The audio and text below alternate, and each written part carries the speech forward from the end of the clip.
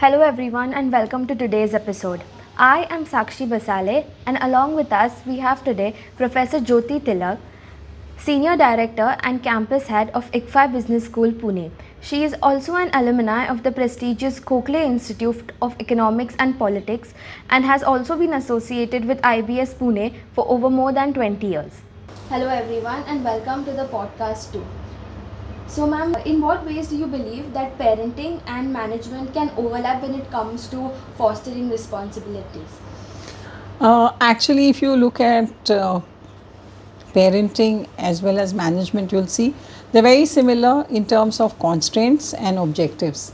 So, the constraints for a management are different, um, constraints for a household are different, but the objectives are more or less the same. While a management or corporate would want to maximize profits, parenting would mean getting the best out of children and getting the best from the children for them also. The difference is not really marked. Corporates create value and parental influences also creates value. Corporates have to work within boundaries and parents also have to set boundaries. There may be safety boundaries for kids, but we also have similar boundaries in the corporates. So I like to believe that most of what anyone learns, and there are studies which show that most of what you learn happens between the ages of 3 and 5, and that is the time when values are set, empathies are inculcated, and purposes for the family first and maybe for the children later get defined. So, if the involvement of the parents happens between the ages of 0 to 5, I think they become better managers. Why do we become better managers? It's because we've learned to understand our environment, we are discovering new things. We are trying to see how we can use our resources, and finally, the reward. So, for a family, the reward is at the end of the day, if you ask a parent, what is it would you want for your child? They would want the child to live on comfortably, probably even wealth wise, but above all, they would want their child to be happy. So, both will go in hand. Yes. So, for me, I think to say that corporates are doing a different thing is not really true. If I have good upbringing, if I have good values, if I do the basics, absolute basics, the devil is in the details. So, small things like spellings or writing or talking or connecting, if I do that well in school, then I'm likely to become a better manager. Yes. My worry is we think marks are an indicator of all the other things that are required for a manager. Very frankly, no. You might not have great marks, but you can become a great manager. So, as a household or as a home, I would want parents to focus more on creativity, on exploration, on ensuring that there's a lot of curiosity is allowed, also some free time, because nowadays we think that we have to force feed our kids and teach them everything. After this session you have the piano session, then you have the gym, and then after that, so there is no free time. So I think even that has to be inculcated. So force feeding and doing too many things doesn't achieve. I think if we remember that even corporates don't do everything themselves, Right. they outsource a few things, they specialize in a few things, and if we do that and permit the child to specialize or do things that interest him or her the most, I think that's half the job done. Very structured. So, moving to the next question, we would want to know from you that have you any time encountered any situation at work where your parental instincts has hampered the decision on your leadership approach I wouldn't say hampered, but or influenced your decision? yeah, influenced, yes, because there are times when uh, you have to differentiate, Right. you have to discriminate to get things done, even in your own family. you're not going to give everyone the same share of everything. There is a reason why someone gets something more and more, maybe even responsibility or even rewards, and at other times someone else gets something less.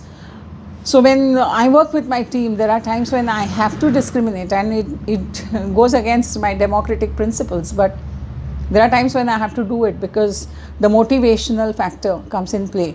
And while you can at home make up in other ways, you can't do that in an organizational setting. But yes, one thing that doesn't ever happen is compromising the dignity of the person working along your side. So you might be working on any rung, but the dignity of the employee or every person who works for you will never be compromised. I think even that has to happen in homes. Most homes it is done, but sometimes the parents become very apologetic for having to say no to the kid, and there are times when you just have to say no, because if you don't draw the lines and if you don't discriminate, you are exposing your child to safety issues and compromising on quality, and that is an absolute non-negotiable.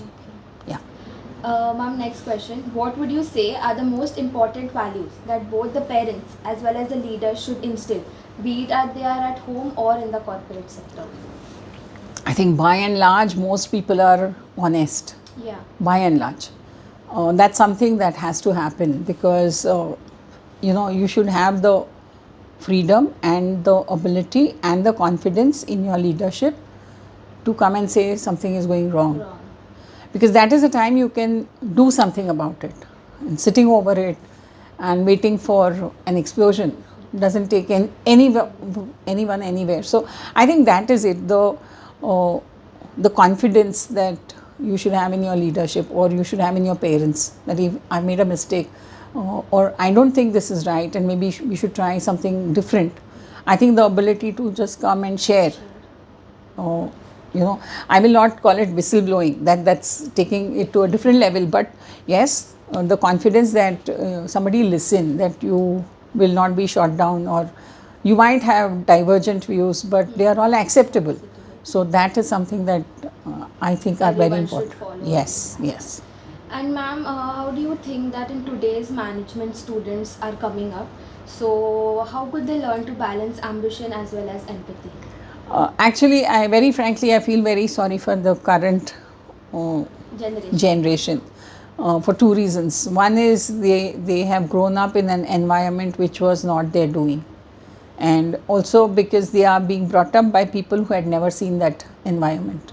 So you see, there are two sets of people who are working together and trying to make good of a situation that neither had an idea of or how to deal with it. So really speaking, your generation is work in progress. So while the parents are also trying and the industry is trying, I think there are too many variables that happened. Technology changed dramatically, and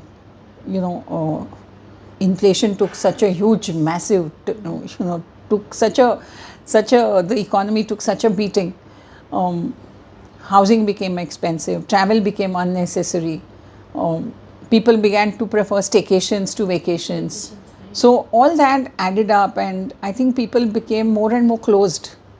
Instead of reaching out, now we are trying to reach within, which people call emotional intelligence, that you're connecting with your inner self. But somehow we are forgetting that that was always there with you. What we are losing, and which is very sad, is the connect with society, because at the end of the day, corporates work for society. They work with a purpose to bring the stakeholders some happiness, some joy. They are doing something that people want, and unless you go out and express yourself, how are we going to know, how are the corporates going to know what to produce and for whom to produce? So the basic questions will go for a toss. So I really don't think there are trade-offs between between emotional connects and ambition. I think once you connect emotionally, you would have a drive to do something, because we human beings are programmed to survive, and we'll do things which will make the planet better. So I think at the end of the day, whether it's a household, whether it is a firm, our job remains the same. Absolutely. A better tomorrow and a better world. Yes. So it should happen. So ma'am, a final question. How do you think that you would suggest to our aspiring professionals on nurturing patience and emotional intelligence can help us to be an asset into the management sector? Yeah, I know every generation thinks that the next generation is impatient, Yes. and that's how it is going to be, because impatience with the status quo brings change. So I don't think that we need to do away with impatience. We should be impatient, because impatience drives people to do things differently, to try, to fail, but rise up from the failure also, because you're Be impatient too. resilient at the same time Yes. and come up again. Yes. So I mean, I would say you should fail, and you should fail fast, and you should get up faster and be more impatient. So yeah, you should do that. And emotionally, I think once you fail, you begin to appreciate that a lot of effort has gone into many things that we've taken for granted. So I think that comes only if you fail. If you don't fail, you will find fault with a lot many things. Right. When you fail, you realize how many things can go wrong, and then you probably become appreciative of all that has happened, and maybe pause for a minute to even enjoy the happiness that comes out of the discovery. So I think, yeah, I think you are fortunate, but it's also a time when you're being tested. Thank you so much, ma'am. It was Thanks. really very nice enjoying to you and listening to you. Thank you. And to all our listeners, thank you so much. Stay tuned and keep learning. Thank you. Thank you.